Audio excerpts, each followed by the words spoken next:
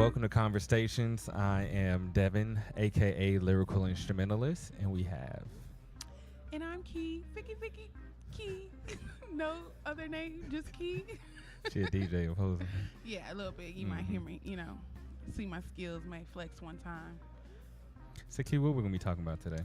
Today, we're talking about black dating, black love, and what that looks like to us in the millennial age, what it may look like from the perspective of our grandparents, our parentals, and then now what does black love and black dating look like to us? As you know, they try and make it seem like the millennials be so crazy, even though they raised us, Right.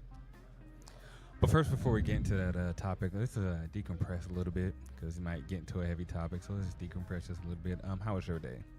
My day was actually really good. I was off technically from my day job. So, I was here in the restaurant helping them out, helping them get through the day.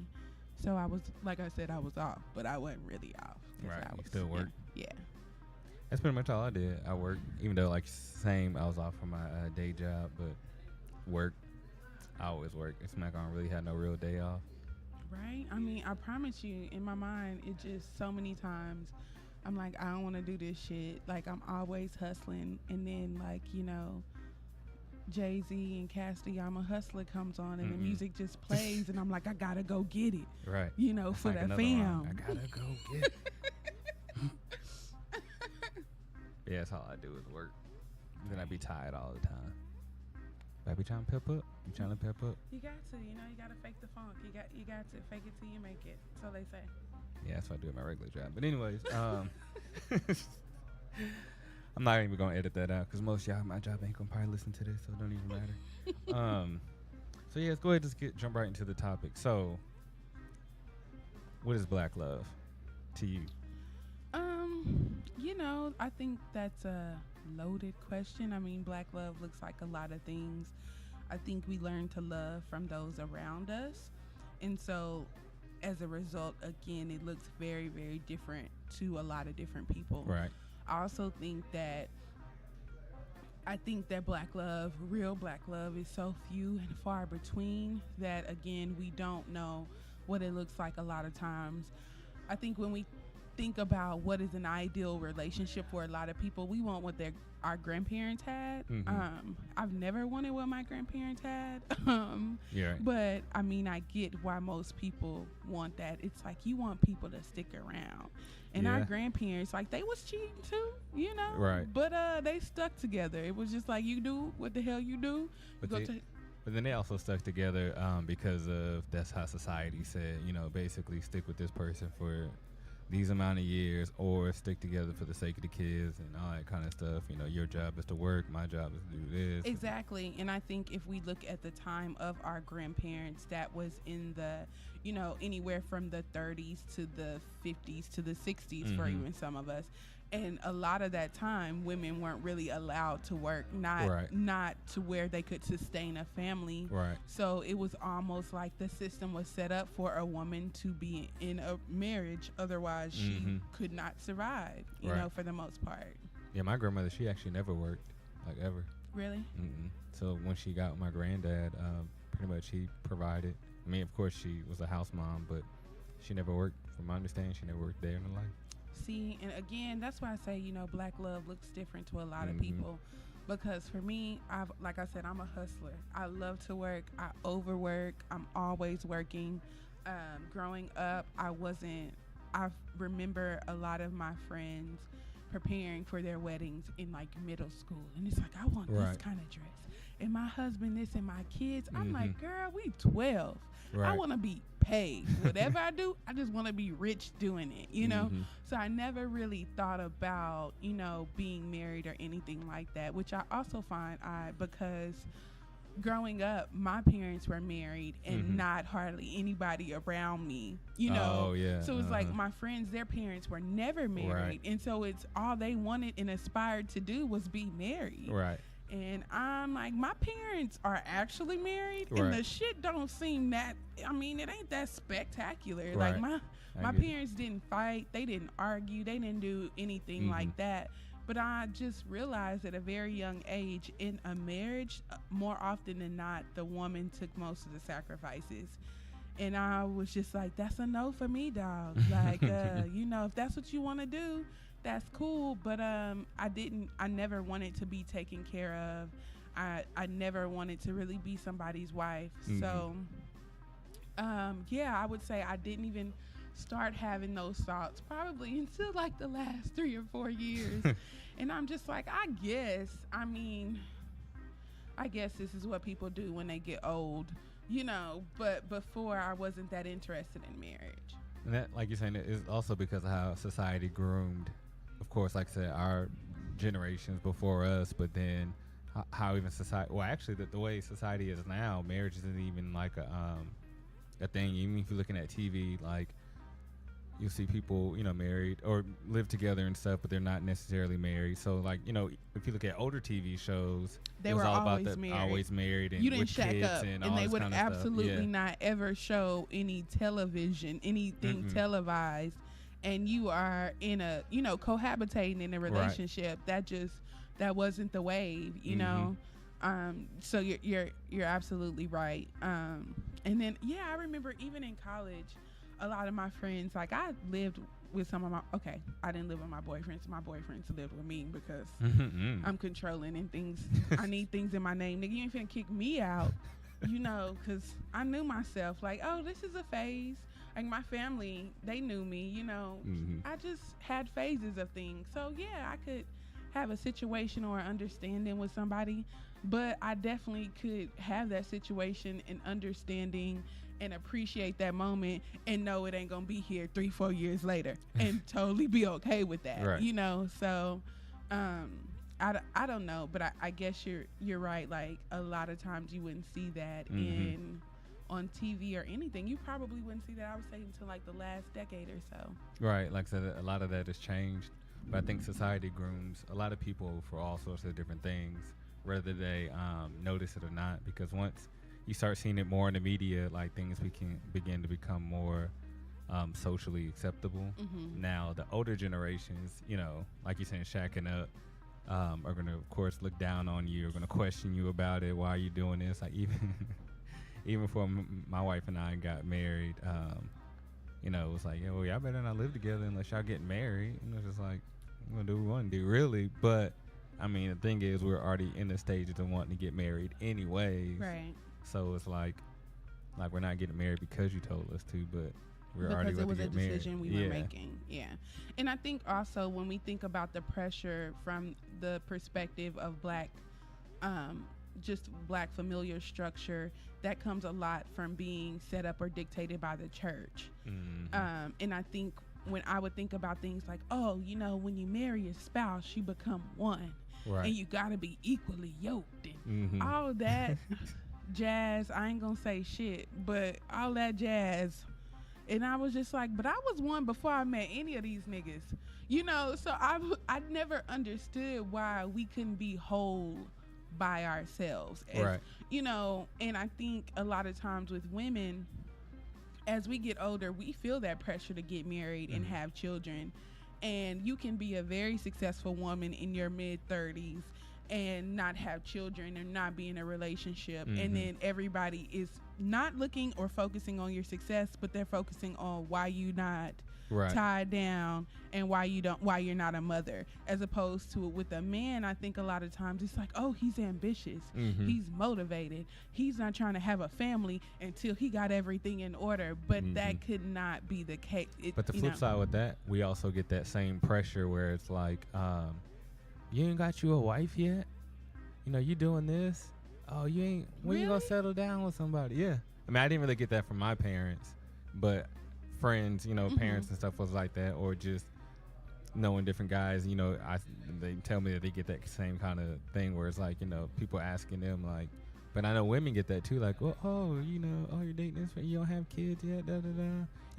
Even being married, we get that, well, you don't have kids, you're not doing this, you don't have a house. Like, why are you trying to dictate and rush my life? And that's the thing I think what people forget with a relationship, because it's that pressure and the society forces you to try to rush into all this kind of whatever, and then that's why I think the divorce rate is so high. because people rush It's into appearances. Right. You feel the societal pressure. You feel this is what is supposed to happen at this age. By this age, I need to have acquired this or that. So yeah, I definitely feel the pressure, especially being a black woman and especially having the career in all my many thousands of jobs. Jamaican. You know, so I definitely feel that. It's always with me like, why you not at home with the kids? Because my children's father is a very loving man, and he loves children too, and he works very hard, and he's more of a homebody, and I was always more career driven. I ain't gonna be with no nigga who ain't got no job, but he has a very good job, and once he gets off of his strenuous job, he likes to be at home, unwind, decompress, and chill with our children. And me, I've always been more of the go-getter. When we started dating, we knew that. I think for us it's a little bit different now because we have children, and for me, I never wanted to get married. And so when I initially met him, I didn't want to get married, and I told him that, but we weren't really that serious. We started out as friends and everything. And I remember when I asked him, I was like, what do you want in life? And he was just like, I know I'm gonna have a good job. I'm gonna be successful in that regard, but I want to be a good father. And I remember thinking, he probably just saying that shit because he think I'm that kind of girl. Oh yeah. That's cute. Right. But I don't want kids, and I don't want to get married. So whatever. But then I would say a while after I got pregnant, and we were just like, and I guess that was then when I realized I wanted children. I just didn't want children with the wrong person. Right. That makes sense. Yeah. And it was just like with him, I felt, we could do this. Even if we didn't stay together, I felt like... You're going to be good parents for your children. Exactly. Right. And I think sometimes... now people don't think about those things. No. Like, it's not when you get married, you don't plan for divorce or anything like that, but you do still say, if this doesn't work, could I still have a loving relationship with this person for the sake of the kids? And so, me and Slim have a very different relationship. And we consider ourselves friends before we consider ourselves in a relationship. But that's actually a good thing, because if you're not friends with your mate, then you're not going to share things with each other, you know what I mean? And that's how it's easy to kind of navigate to somebody else, because you're not friends with your mate. But still, like, just even if y'all living together, like, it's always good to be friends with the person that you're living with. Because it builds like a stronger relationship. So like you're saying, even if you and your mate separate, and like I said, in the situation where like y'all have kids, you and that person can still have a good relationship because y'all always have that close knit as friends. So it's not going to be like, well, since I'm not getting this from you, you ain't getting this from me, fuck you, and it can be all of that. No, I don't think it'd be that. We don't know because it's not there, But I know how he is with his children. I know how I'm with my children, and I'm all about the bigger picture. Right. And even if we don't stay together, I know that I want my kids were made out of love. I want them to only know love with me and their father, even if we don't work out, know? Yeah. And so that's always my biggest goal with them. Just them being able to express their feelings and everything like that. And that's why I do get a lot of pressure also because I am raising 2 little girls. And it's just like, where they're looking up to you and you need to be home more. And I'm just like, it'd be different if I'm out doing God knows what. But most of the time, I'm out in these streets working. Right. And it's just, I think a lot of times when people have children, they sometimes use that as an excuse to not chase their dreams or continue their dreams and their passions and goals and motivations.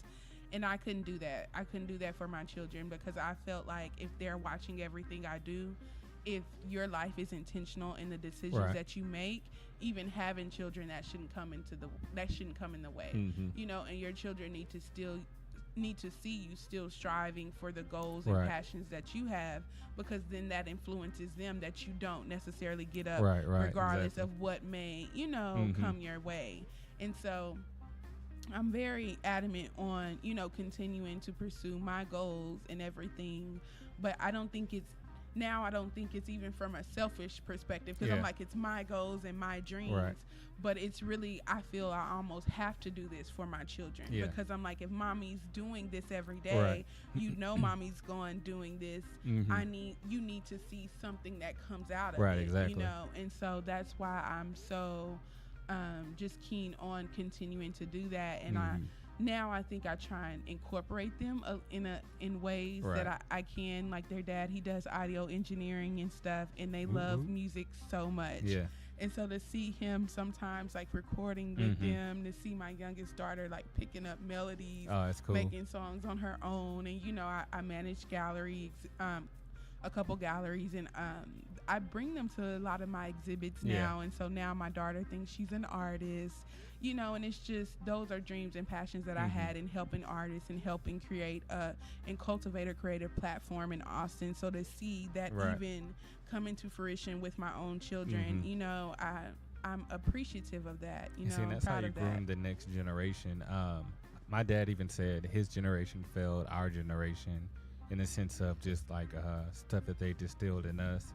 But I believe it's because of his parents' generation and you know, basically generations in the past, their ancestors, basically, you could say. It's kind of all just trickled down from that. But kind of like what we said earlier, how society was then, especially if you think about, like, say, in the 50s, 30s, 20s, you know, that time frame, what black people were even doing then, it was definitely, of course, a totally different time. So for them the parents to stay together, it's almost like they had to, because you had to keep your family together. So it's like, I think that mentality just traveled through generations and generations, but not even really acknowledging the reason why. So they were just kind of just doing it after a while, just because that's what you know, the previous done. But in each generation, you know, times change. So it's like they change drastically. And I also don't think that, you know, again, people love to blame millennials for everything and every issue now, but I don't think we look at maybe, like, for instance, World War II. If we think about situations like that where there was the draft where you had to go, you know, because I think a lot of times we talk about how the relationships or how the black family structure has changed. And a lot of times they talk about, oh, black women too independent and this, but we also don't recognize the shift in that. If you're used to being married to a man who comes home every night, regardless of what he doing, you know, he comes home every night, and then you have your man shipped off to Vietnam for a year at a time. You know, you have to be independent. The money might be coming home, but you're essentially living in your own world for a period of time. And then I think we also don't take into account when those men came back. When those black men came back, they didn't give a damn about those black men. If we're still dealing with the mental, you know, the mental issues that happened or stemmed in those times, because those men came back screwed up. And at those times, they really had no rights. Nobody they were the last citizens to get any treatment as it related to mental health or anything. And so that was around, you know, between like the 60s and the 80s. So then we think about that coming back, and then the crack epidemic hit. You know, and so I think we don't take into account how all of that impacted family structures. We lost our men for generations, for decades at a time. Like, those men were lost. They came back and they had to cope how they knew or how they could with the means and resources that they had. So I think that really led to alcoholism in black families, that led to the opioid abuse in black families. And women, I think, didn't know what happened. If you come back with this shell of a man, you know, you essentially have to remain independent, because he can't come back and fill any of the roles that he had before, or not to the capacity that he had. You know, so I think a lot of times we don't look at how that could have shifted the we family don't take structure. into consideration all the different factors that could have led up to that point. We just look at the situation, but I always like to say, people like to ask what, but never ask why. So it's like, where you sitting there, you know, like you're saying, well, you know, they did this and this, but you never even try to look into the reasoning behind it all. And once you do, then you have a better understanding of, okay. But like you're saying, over generations with the people raised, or like I said, people coming back basically with PTSD, or like I said, basically their whole mind and mentality has changed. So those are the raising the children, and then that just kind of, you know, goes forward with all the rest of the generation. So it's like, how do you expect the next generations to really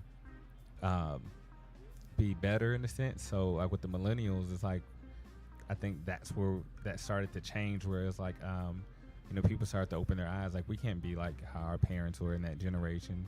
So, you know.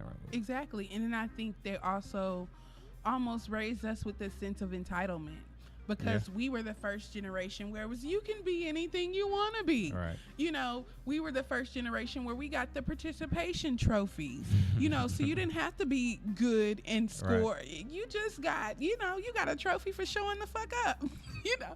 So participation trophies, yeah, ridiculous. That was when we really started praising mediocrity in society, you know. And I think if we think about that as a whole, I've been in the education system. I've taught at the, you know, at the high school level, middle school level, and as well as the collegiate level. And I've always noticed that we have a tendency to lower our standards for Black people. Right. You know, and it's if we continue to lower those standards. So if we're already praising mediocrity in general, right, and then, you know, we come to a Black kid and it's like, oh, you know, you from the hood, you got a little bit of potential. We praise that as opposed to creating those or maintaining those same, you know, levels or standards that we had before, you know. Right. So I think that also impacts, you know, how we are and how we, you know, work together as a community, you know. Oh yeah. The whole village mentality has changed.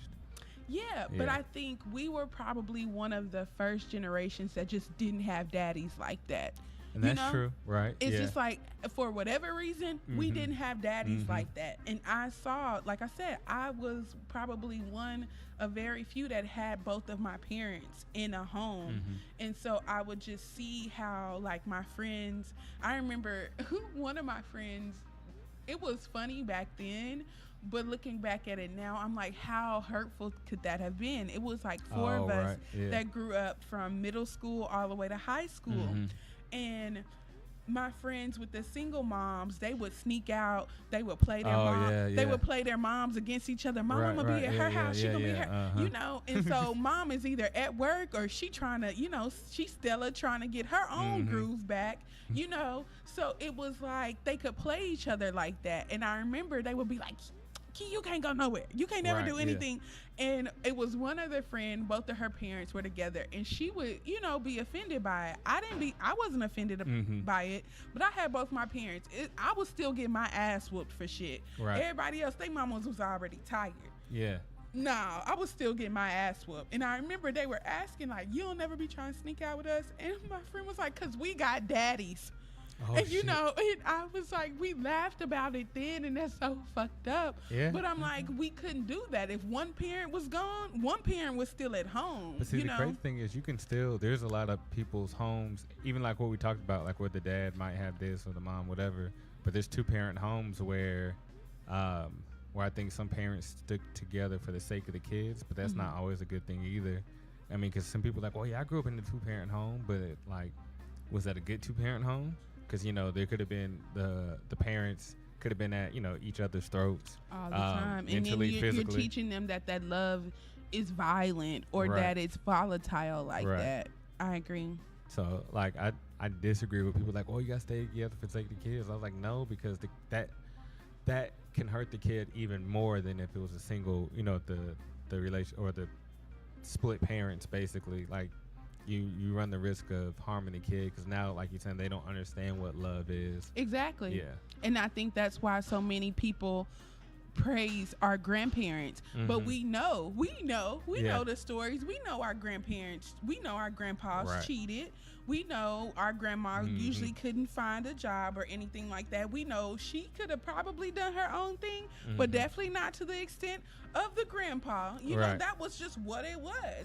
And we just accepted it as, you know, that's grandma and grandpa. But then we still say, oh, we need to be like our grandparents and stick together. But were they really happy? Right. I was gonna say that were they happy? Because like you're saying, especially military, they come back and they come back with these strict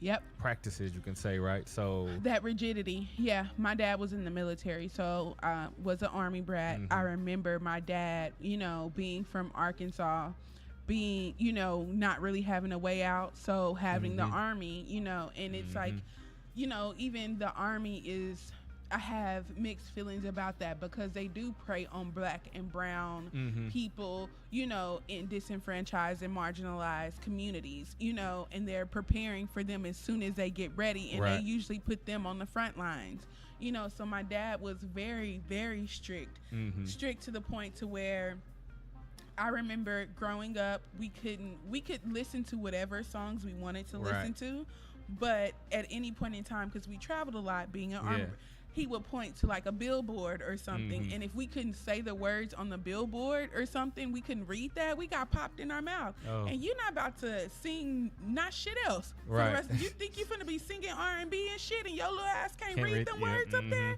Like, my dad was very strict about that. I had to get straight A's. I couldn't, there was no, but it was like, are you doing any extracurricular activities? Well, clearly you can't manage your schedule if you can't still get straight A's, because I mean, you're a kid. What the fuck else are you supposed to do? So my dad was very, very strict in that. And then it was like when he came back from the military, it switched. He like he went hippie. And it was just like he went from so strict and rigid, and then he came back to, oh, well, you 12, you don't need a curfew. You can raise yourself. In the Bible, technically, at 12, you're an adult. You're making your own decisions. I've given you and equipped you with everything that you need up until, 12 to raise yourself. And so he was very, very strict with that. And I realized even with my parents that they did raise me a little differently. I couldn't say I don't know for anything. If you asked me why I did something, I couldn't tell you I don't know. Like, they both look at me, so what the fuck you doing? You just going through life doing shit that you don't know why you're doing shit? So I could get out of an ass whooping. Shrug your shoulders. I could get out of an ass whooping if I owned it. If we got in trouble, I remember one time we all snuck out. Like, we snuck out at a sleepover, and we snuck out and were out about 2 or 3 hours, and we only got caught because my friend's mom's boyfriend was sneaking back in. He was sneaking back in the house. Saw y'all. He y'all all sneaking in together. Like, ooh. And so then my mom was like, oh, nah, y'all finna get y'all ass whooped. Y'all over at somebody else's house showing y'all ass. She was like, y'all just let somebody convince y'all to sneak out, because I had my little sister with me. So I really was, feeling the heat, because it was like, and you had your little sister with you. And so my mom was like, well, whose idea was it? I was like, well, it was mine. It didn't even matter whose idea it was. The fact that it's everybody's idea. Yeah, but I mean, the fact that it was my idea, I got less heat. Because my mom was like, if you're going to be out there doing some shit like that, like, it need to be your idea. If you're going to be doing shit that puts your life on the line, you don't need to be following anybody else. And so with that, it was like, I realized if I owned my shit with my parents, we could actually get somewhere. It was when I tried to lie, or I don't know why I did this. Oh, nah, they were relentless. Nah, you finna get your ass whooped. But it was, you can explain this. You can, if I had a reason or a justification, I could very well be wrong. But if I could explain that this is why I did this and why I felt this way about it, my parents, all right, we'll let you make it this time. Don't do that shit no more. And if you're going to do it, either do it better or leave this shit alone, and that was just, so I was raised very differently, from my parents, from how my parents were raised and how I saw other people raised. And I think my parents strategically try to raise me and my sister different than how they grew up. Because like I said, both my parents, so I guess both my set of grandparents or grandfathers were in the military. So I know they both had kind of like strict, like I said, rigid rules on how they ran their household in a sense. But like when it came to me and my parents and my sister, like they didn't raise us like that. So like when it was funny, you were talking about like the grades and stuff. My sister got straight A's, but I didn't. But like we didn't get like whippings or nothing for like, you know, making a C or a B or nothing. It was more so like how well are you doing overall in school, right? So if I came home every day with C's, it's gonna be like, okay, why do you have C's? Okay. But then I think at the same time, because both my parents were starting to get into the education system a little bit, so they started to understand how kids learn differently. And they learn differently, and the education system is different in our generation than it was for theirs, and different than it was for their parents. So it's like after a while, because I know we used to get kind of like in trouble, like, oh, why don't you know this, da, da, da, da. But then it was like, oh, like this shit is totally different. I even look at like nieces and nephews now, and I be thinking like, why don't you know, why you don't know how to do this and this and that? But like, I think about like my situation, I'm like, oh, because this shit is different. So I totally get it. Yeah, and it's funny because my parents, while they were really strict on me, and I used to hate it, I had to get straight A's. Now my sister, she just got whatever the hell she wanted to get. Mainly, she got A's and B's. She really didn't get anything under that. Now my brother, he was straight B's and C's. We were praising him if he got B's. And I didn't understand that growing up, but I feel like your parents know you. And my parents knew what I was capable of. And I was really that student that would, you get my progress report. So, you know, in the middle of the you know, the, I guess, term, you get it, and I got all D's. And my parents looking at everything, and it's like, you got zeros here. I'm like, yeah, Mama, I got that. And then by the time my report card came, it's straight A's. So it was like, if there was like a B or something, my mom like, I know you've been bullshitting. You've been talking in class. You've been messing with everybody in class, distracting everybody. Because I would literally do that. And then the week before my report card, I'm like, let me turn this shit in, you know, or let me finish it or actually do it, because I could always do that. And so my parents, with my siblings, my siblings had to study a little bit. My parents never saw me open a book. And so for them, it was, we not finna accept anything under an A because you don't open a book. Because they know that you could do more than that. So, exactly. And they're not going to let you do lesser than what you... Exactly. And so they were always very... they knew me well enough to do that.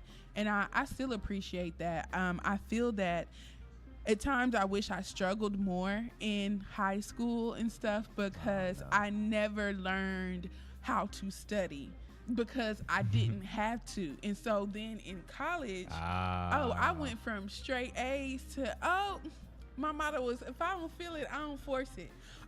That's been my whole school year, man. Everybody else walking past me like, girl, we got class, not me today. I'm gonna go get me some margaritas and call it a day.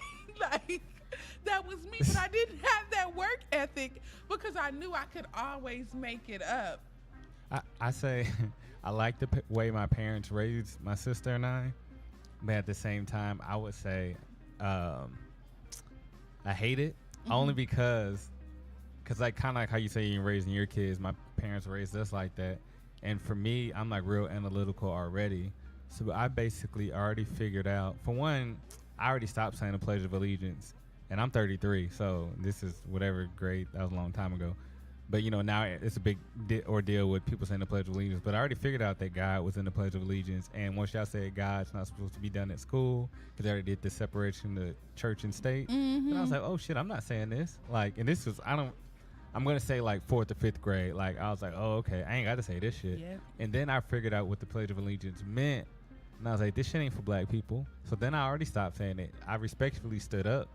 But like just stuff like that. So I started like decoding and analyzing the history stuff that they were telling us. So that's why I didn't do well in school, because it was like I started to realize that a lot of stuff that they teaching us was bullshit.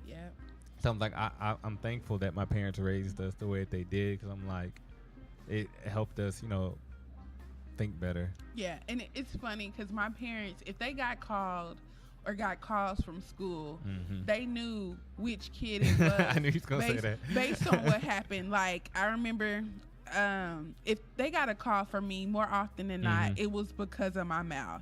I had told somebody something. I said, you know, Right. they started getting calls like that from kindergarten when I was telling all the little students that it wasn't no Santa Claus. Oh, So yeah. very Use that kid, soon huh? they were getting, I'm just like, but y'all told me, you It know, so wasn't- I'm yeah. like, I'm trying to wake them up.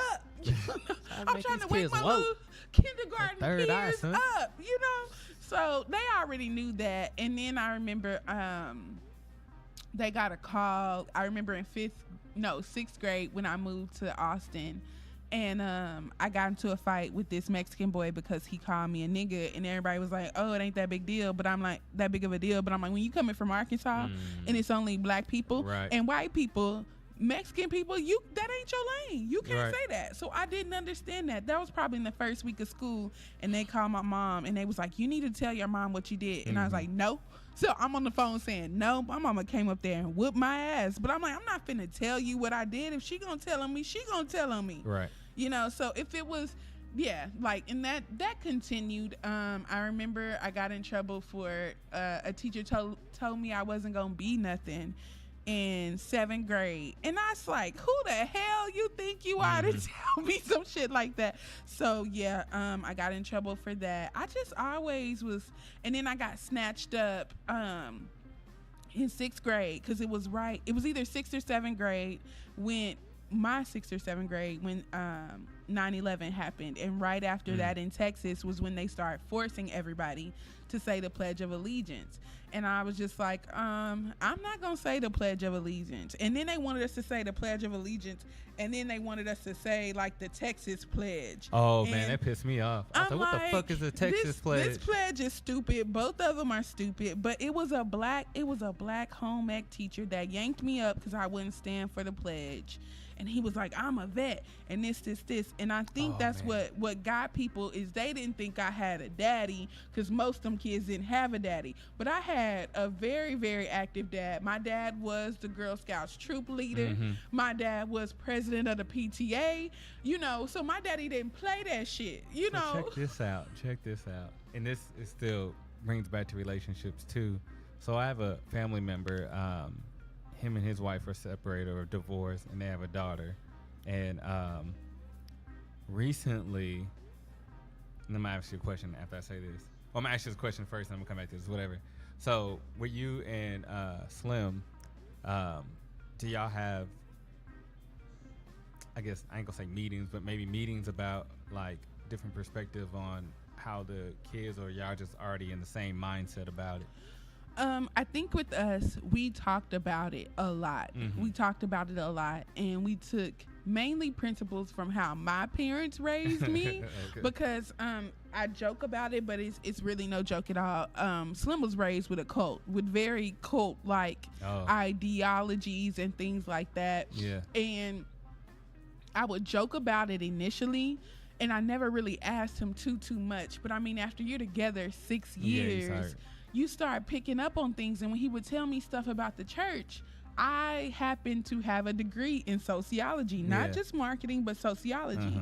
Sociology is just exploring and studying relationships and communities, and how people, work as a community in society. And so I took one particular class, which was my favorite class. It was called Extreme Deviance, where we studied extremely deviant behaviors. And so we would study cults versus sex, and then being at Baylor. Is that cults versus SECTS? CTS, Okay. yes. So we would do, like religious sects or cults. We studied that. And being in Waco, that was where the Branch Davidians were. So where David Koresh was, that's also where a huge population of Seventh-day Adventists. Adventists is a huge population of Mennonite and Amish. Like they still have Amish communities in Waco that you can like visit and stuff. And so in my Extreme Deviance class, we studied. For the first time, I'd heard of like the tea rooms where like men would have sex with each other, anonymously in different bathrooms and stuff. So we studied all that. We studied LARPers. We got to LARP, like live action role play. Man, and that shit was so fun. So when Game of Thrones came, I was ready because I had already been in the fields LARPing and shit. Like the one black student, like this shit's so fun. We had kingdoms and shit in a park. So I'm like, I had already like studied, that type of behavior. And so as he was telling me more and more about this church he grew up in, I was like, you were raised in a cult. I don't know how else to tell you that, but if it wasn't a cult, it was very cult-ish, very cult-esque, very cult-like, And so I think with that, I would tell him a lot about how I was raised. And he was just like, you were raised in such a cool way, because my parents, even though they were black, I couldn't talk back. No. But if I disagreed with my parents or something, if I came to them respectfully, like, Mom, I don't appreciate, you doing this. And so it's funny now that I have a 3-year-old, bad as fuck. My 3-year-old is so bad. She tears up everything, but she loves to see how things work. So she usually breaks it in the process. That's the one I met at the gallery? Yeah, trying to figure out how it works. And then, she's an engineer. Yeah, you tell her something and you tell her anything. She's so soft. That's like me. Like, just hardcore, but you say anything to me and I'm just crushed. And she's 3, and lately her thing has been, you hurt my feelings. And so you'll say something to her, and then she'll come to you, and just her little bottom lip gets to quivering. Mommy, you really hurt my feelings. And I sit there and I'm like, I apologize, of course, profusely, but I'm amazed, because I'm like, my little 3-year-old can communicate her feelings to me, and I think sometimes, even with her dad, I have to, even with Slim, I have to get him sometimes, because I'll be like, okay, I'll tell the girls I need them to do this. And my oldest one, my 5-year-old, will say, okay, Mommy. Right. Well, I'm doing this, Mommy, so I'll do it right after I'm doing this, after I finish, and then I'll do that, and I'll take care of it. And I'm like, okay. And he just look at me and he like, well, why has she got to do it now? You just told her to do it. Because she got her own plan for herself. I get it. I'm like, if you can formulate and communicate how you plan to execute what I need you to get done, I don't care. I'm hands off. Generally speaking, I would probably flip out a little bit, but if they would have came at me like that, I would have been like, okay. But they were like, well, I'm doing this. Oh, wait, no, get your ass up and go do this. Yeah, like if it's nothing important, but I'm like, if they're playing or something like that, I'm like, okay, no, you need to handle this. But if I've told her to do something, it should be like my 5-year-old, she a little Virgo, so she a little anal about like being clean and stuff. Virgo. So she'll come to me and I'm like, oh, Virgo Zoe, nation. I need you to go do this. And she's like, okay, Mommy, I'll do it right after I finish cleaning my room. You cleaning your room? Cool. As long as you have created a plan of execution and you can communicate that to break me. Break up the Virgo. Because we y'all be little weirdos, but anyway. y'all have y'all stuff in your mind, and I don't want to take that from her. I'm like, I don't want to raise children that are accustomed to following orders. So that brings me back to the question I was going to ask you, or why I asked you that question. So, like I said, family member of mine, he's a vet. His ex-wife is a vet. So like I said, they have this daughter, and their daughter in school, the daughter lives with the mom. In school, she didn't want to stand up for the Pledge of Allegiance. And she's a straight A student, good student. So they brought her into the office and, giving her, all this nonsense. And I think they live in Alabama. So it just, of course. Yeah. So, they, ostracizing a little child, why don't you stand up for the Pledge of Allegiance, blah, blah. And then other kids was like, I think making fun of her and stuff about it too, or picking on her about it, and the teachers basically didn't really do much, but are also saying, yeah, you need to stand up for the Pledge of Allegiance. And she was like, well, waiving her rights, like, well, I don't have to. So they called the parents down there, and it's funny, earlier, like, some parents said, like, well, I'm a vet. Well, like, these 2 parents are a vet, so they're coming at the school like, yeah, we're veterans, like, and it's okay for our daughter not to stand up. Like, we fought for the country. And we have the rights, for our daughter not to have to do this. The reason why I asked, about you and Slim being on like the same page, or do you have to talk about it? I don't think they necessarily talked about it prior, because that's not like a situation you can't prepare for something like that. Right, but they were already, just in the same mindset, and I think that kind of goes to, being able to raise a kid, in separate homes, and, just having that relationship. Yeah, just being on the same page. And I think, we talked about it a lot. Like, even though I didn't want children, necessarily, and like I said, it wasn't that I didn't want children. I just didn't want children with the wrong person. Right. And so we had conversations about raising kids, even far before we had children. Right. We had conversations about our household, and I think that's so important a lot of times in relationships, to have those conversations before you get there. Because like I said, he grew up very, very strict in the church all his life, going to church at least 3-4 days a week. I'm like, nigga, what? Nah, my parents, I remember my mom said, look, if it's meant for you to find God, you're going to find God on your own. Yeah. She's like, I could send you to church every day, but if God has not revealed himself to you in a way that you can receive it, I would be wasting my time, and so, and then it was a lot of things that went on in churches where my mom had been, to where she was just like, that may not be the right environment for you. I'm not going to tell you don't go to church, but I'm not necessarily ready. It's when my mom was like, I'm not ready, but I will always give you that opportunity and support that opportunity if that's something that you want to pursue. So we had to have that conversation, because I was just like, look, I can't, I'm scared to go to church, frankly. I'm like, maybe a long time ago, maybe I could have went. Now I'm scared I might step foot in there and it might go up in flames with me in it. You don't want me, you don't want me stepping in nobody's church right now, And so. It's funny you mentioned the church, because if you think about it, so I've been married for 10 years, in this upcoming year. And I love being married, but I understand marriage isn't for everybody. But at the same time, I understand too, if you think about like our ancestors, and I'm saying, prior to slavery, because black people didn't start with slavery, but back in like Africa, there wasn't necessarily a marriage, quote unquote, right? So like people, hate when, someone's dating somebody for a long time. And like, well, you ain't married yet. And I used to kind of think about that too, or feel like that, like, well, y'all need to get married. You've been together. But then after a while, I thought about it. I'm like, well, like I said, our ancestors, the bond, it was the same kind of bond. It just wasn't a title, and you didn't go through necessarily that same procedures, is what I'll say, for marriage.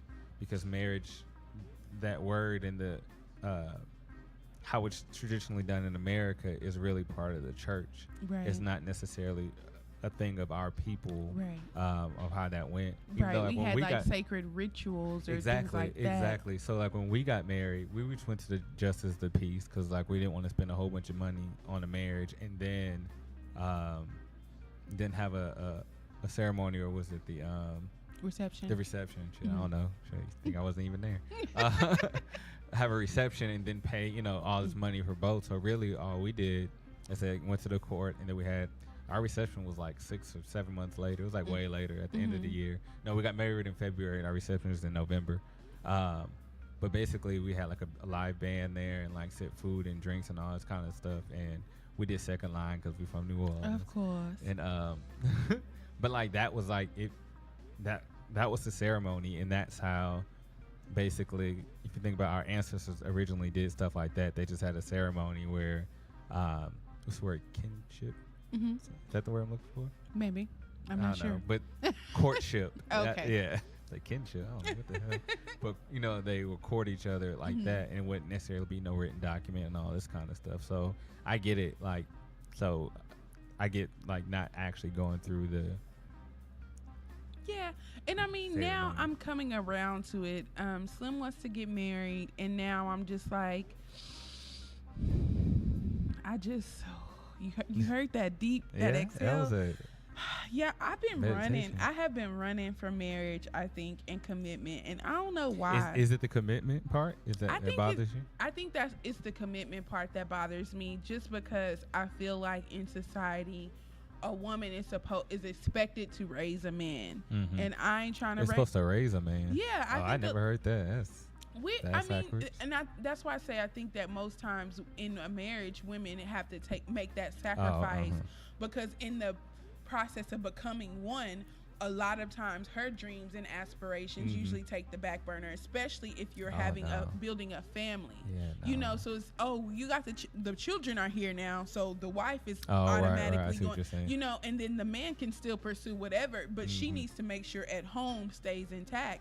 And I'm like, I don't necessarily know about that. And so that was why I've always been afraid of marriage, because I didn't want to lose myself. And that's the thing, like,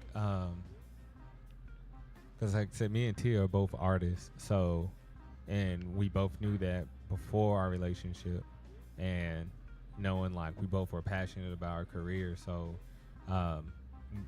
neither of us are trying to make the other person put their career on the back burner.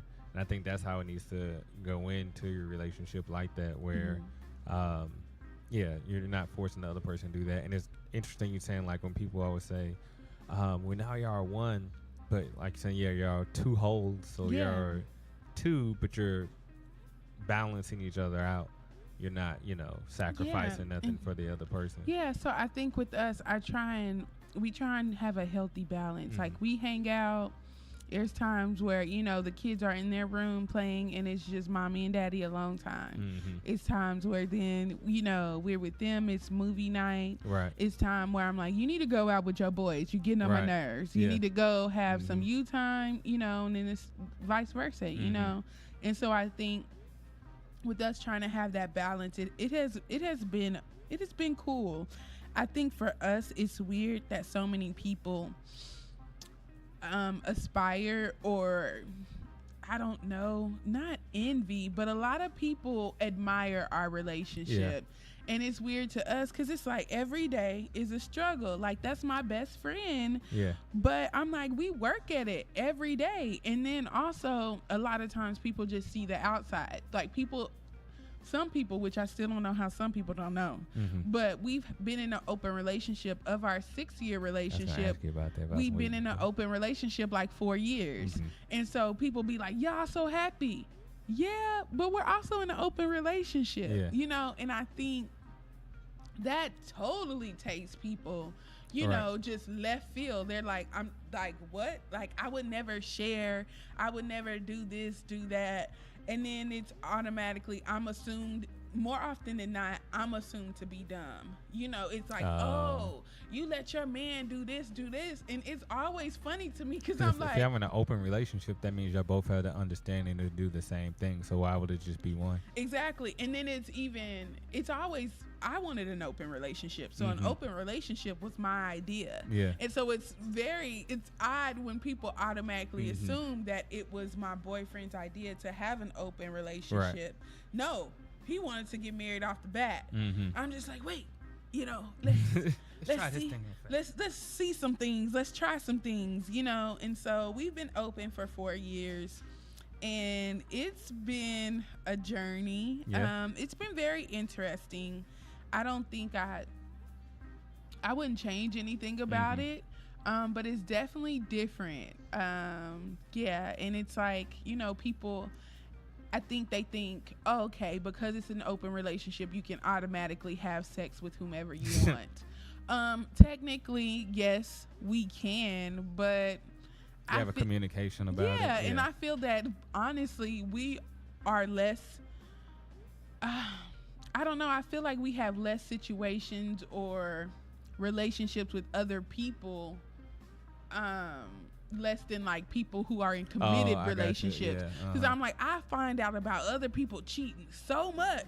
And I'm like, I might have had a couple of little things here and there this year, but I'm like, it was nothing serious, or even if it were, in some regard, like he knew about it. Right. But I'm like, I can't live, like, if this is my best friend, this is my partner, I can't be with him and not be honest with him. Right. And I think that's one of the biggest things in Black relationships. It's always this fight for higher ground, right? As opposed to let's have a even playing field. It's always an advantage. Like, how can I get the advantage? And I think that's a lot of times where cheating comes from.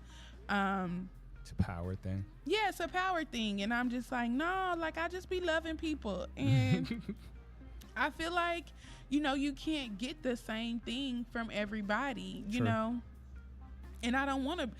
And that's why I say I think society teaches women that you have to be everything for a man, and a man has to be little to nothing for you. Right. You know, and so it's like, I got my career. I got shit going on. I can't be everything this nigga need me to be. I don't want to be everything he need me to be, because I'm trying to be everything I want to be for me, you know? So I'm like, and knowing that he grew up in this very, very rigid, strict household, I'm like, you've missed out on so many experiences, you know, and then because of that, you became a serial monogamist. So you then went from growing up in a strict household to then being in long relationship after long relationship. Because like, of the fact that that's how it's supposed to be. Exactly. So I'm like, when did you find you? I'm like, nah, you need a hoe phase.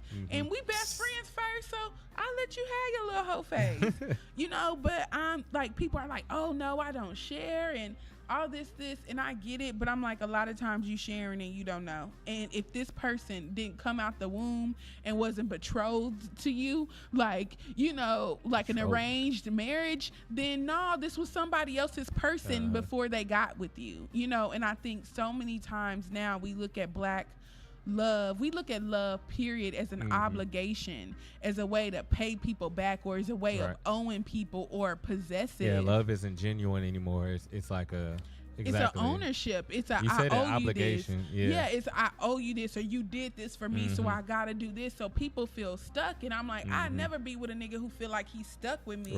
The door always open, you know, always. And I'm like, if this ain't what you want, I don't want to be like, I wasn't rushing to get married. And I remember his mom was like, when y'all gonna get married? Nah, we gonna make sure we it's always trips first. Me out when people say that, when y'all gonna get married? Like, if we married, what that got to do with you? Like, and that's my thing, like when people be trying to be in somebody else's relationship and trying to tell people how their relationship should be, it's like, what is that doing for you? If we married, if I got kids, now what? Now what you gonna do?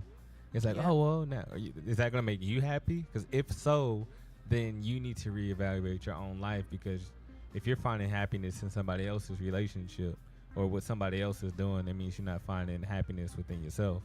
So, you know, quit worrying about my own relationship. But it's interesting you say that. I couldn't be in an open relationship because I'm super, super, super private. And it's probably a Virgo thing, but I'm just super private, and I don't trust like a lot of people. So like I have super trust issues, just period. Like, because I'm analytical all the time. A lot of times I like letting. I probably shouldn't even say this because now people gonna know my secret stuff I do. But I like talking to random people just to figure out who they are. Like at work, I like letting people have their own perceptions of me, because you know, basically it's almost like catching people off guard, but like, you know how you watch wild animals and you just catch them in their natural habitat. So it's like you're catching people, you know, you are catching them off guard, but you know, letting people be in their natural state. But then, you know, if I was to come at them and start asking them a bunch of questions, that's when people go into the on defense guard mode. In defense mode, and they don't tell you certain stuff. I was like, no, I'll just watch you in your natural state. That sounds really creepy that I just said that, so I'm just gonna start talking about that. But anyways, I'm real private and real like real introverted. Like I don't like letting people know more about me than I know about them. Yeah, and it's funny because I'm very, very extroverted. So I've been told. I feel at times I can be introverted. You can be both. But I feel that, you know, a lot of times I will talk to somebody and, you know, I'm talking. They're not doing much talking, and I'm just talking. And I'm learning so much about them, and they know nothing about me. Like at the end of the conversation, I've said so much, and they still know nothing about me, and I know their whole life.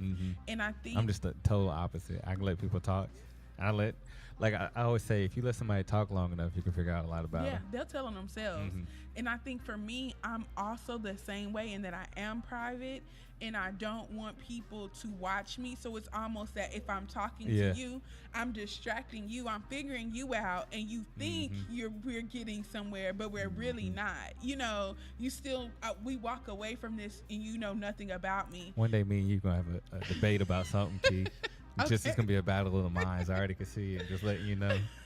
But yeah, I think a lot of times, like with an open relationship, it is different. I think you show, it's different understandings and situations and different experiences with people.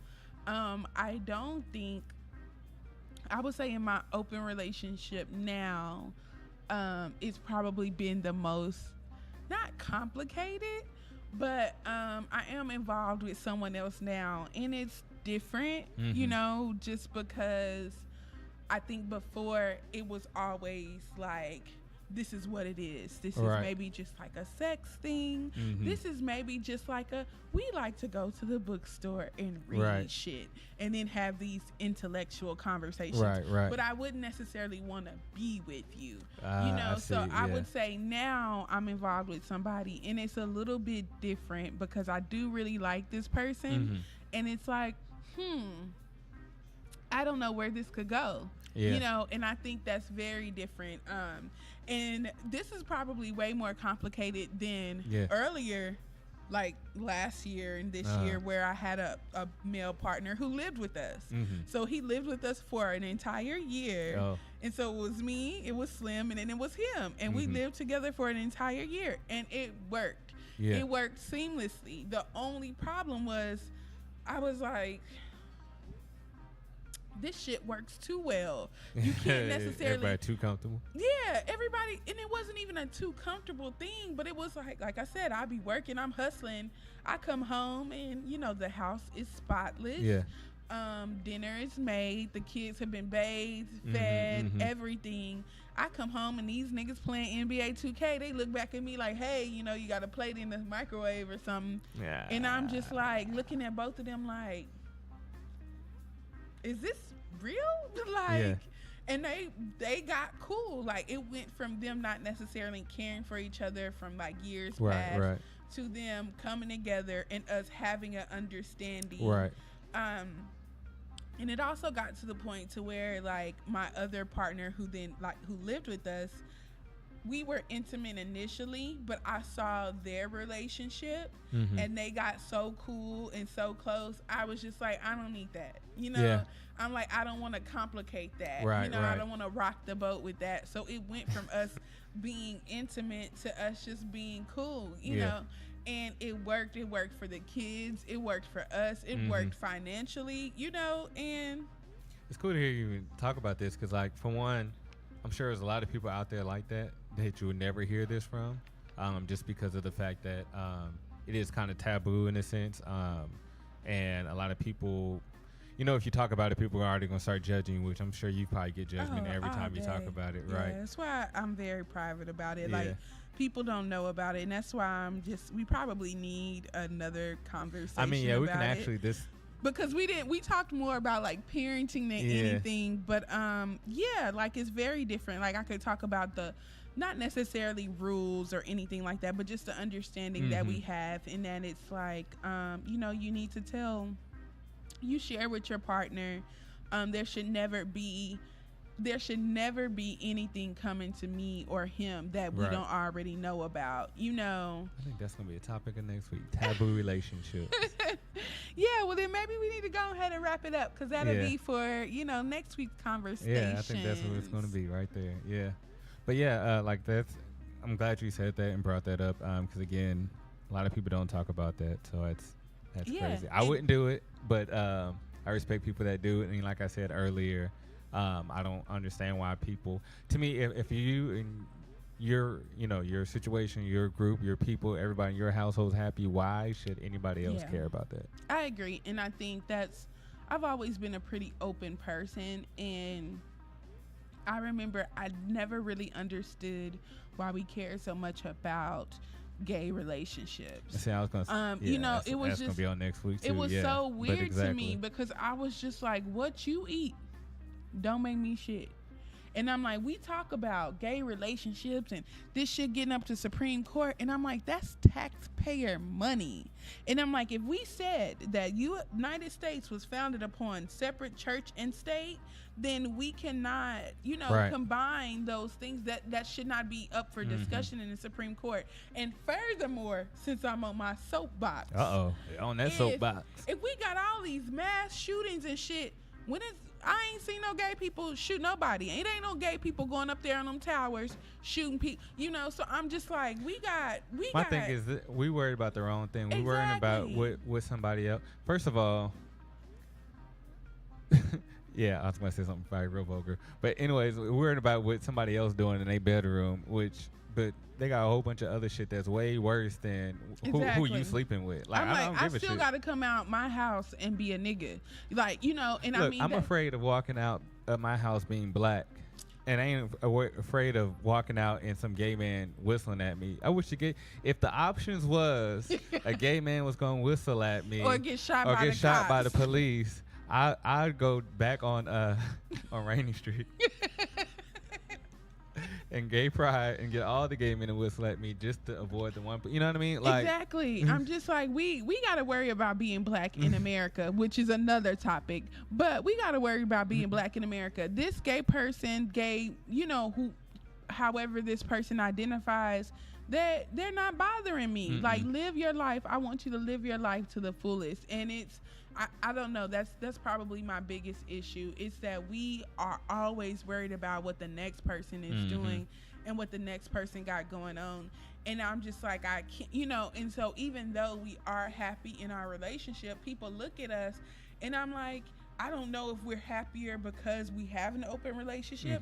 I don't know if we're happier just because we can be that open with each other. Because I even have some friends where it's like, you know, we'll be out and I'm like, ooh, love, like, damn, she fine.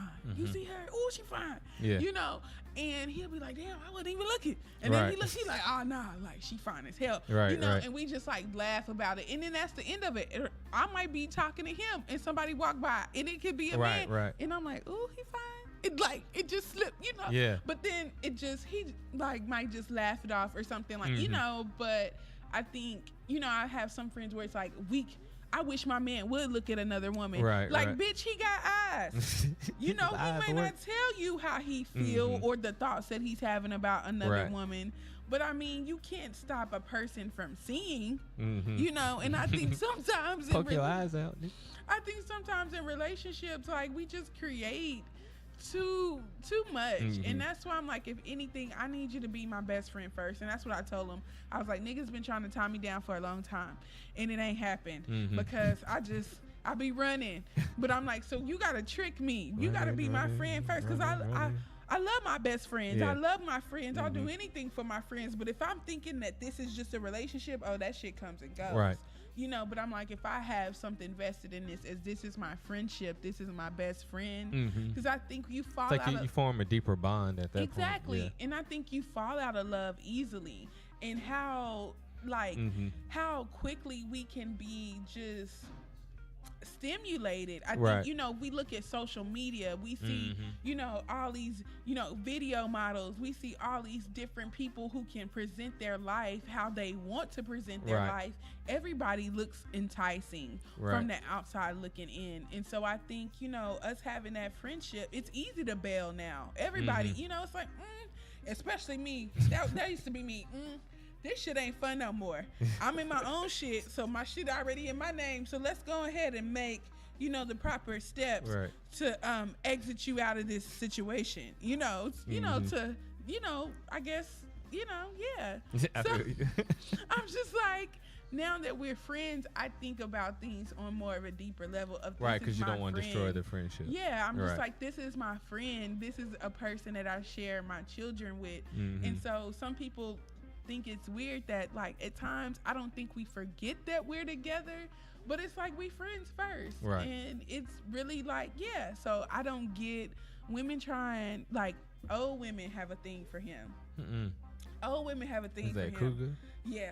Old women have a thing for him, and they be bold. And I will be like, we'll be out, and like women will just come and hit on him and stuff, and it's the funniest thing to me. They look at you like, look at this young bitch over here. But she don't know what to do. Okay, I can go and cook him a home cooked meal. Bitch, you can, because I don't, and he'll still take. You can use our kitchen too. All right, leave me a plate in the microwave. Shit, because he'll go up there and warm up his hot pocket, and we still Gucci. You know? So, I don't know. But it's also been times where it's like, I've been out with Slim, and I done maybe like pulled like 3 or 4 guys like out with Slim. I remember one time, it was during South by, and it was this well-known rapper, and I was, you know, a little inebriated, and I don't know, I guess maybe the liquid courage was in me. I just walked up to this nigga and started talking to him, and he was like, okay, I'm going home with you. I was like, okay, but my boyfriend with me. And so, like, I remember, like, it was me, like, the rapper, it was my dude, it was, like, 2 of my homegirls, and we all just sitting in the car. And I'm just like, you know, I don't know. And I remember telling my dude, like, yeah, you know, this dude, like, I like him or whatever. And I remember telling my boyfriend that, and we're still out in the night. Right. Like, you know, and I remember afterwards, and again, that's why I say, like, even us being in an open relationship, I think everybody was caught off guard, because, you know, the rapper, he was fine. And I'm like, you know, he was coming out of Atlanta, and I'm like, again, very well known.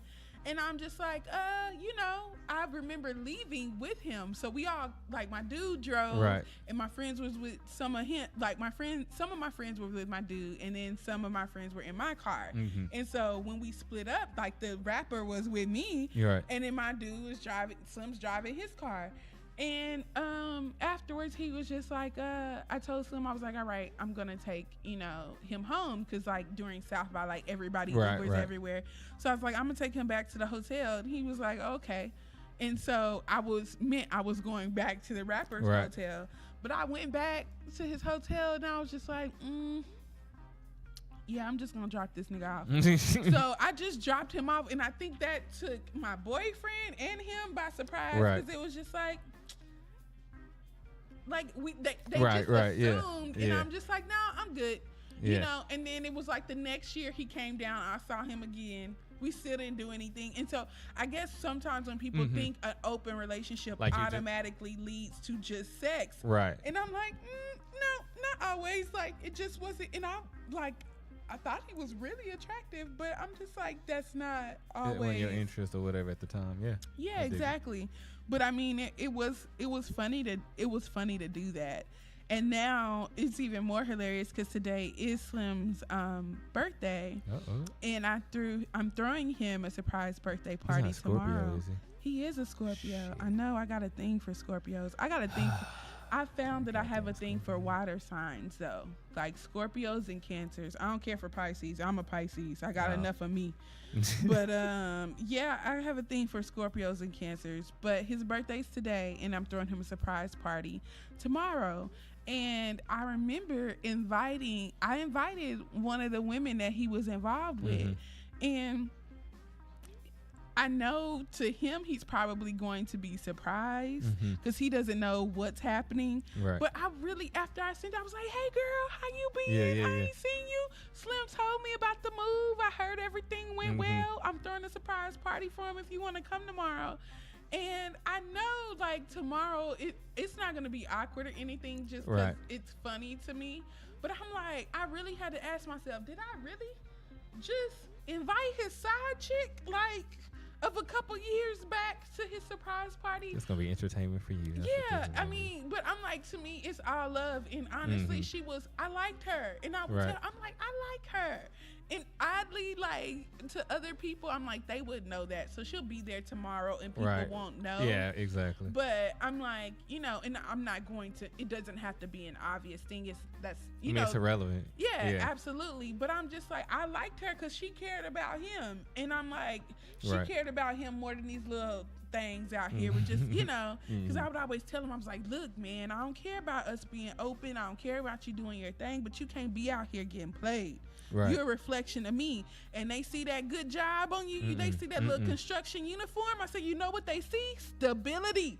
You can't get played out here. But with her, she just always meant well for him. Yeah, and that cool, I could always respect. And like I said, I ain't raising no men. I ain't raising no grown ass man. You can have experiences that I didn't necessarily have with you. Like, I've done all this stuff before, you know. Like I said, my parents allowed me to be very wild.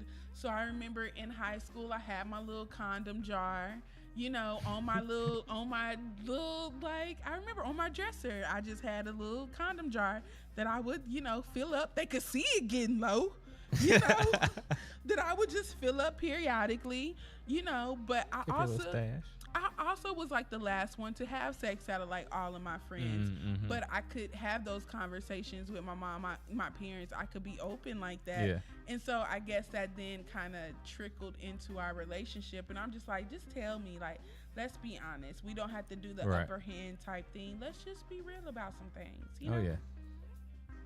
Well, cool. Let's go ahead and wrap this up. Thank you for sharing that information. Yeah, you know, we'll have a continued conversation for the next one. Oh, yeah. I said taboo relationships. Taboo relationships. I'm taboo, y'all. It's crazy. Crazy what people call you out in these streets. That's another topic I want to have, just words. Right? And how we use them in their power and how we wield them. But anyways, that's another conversation, another day. Thanks for checking in. No problem. Peace. Peace.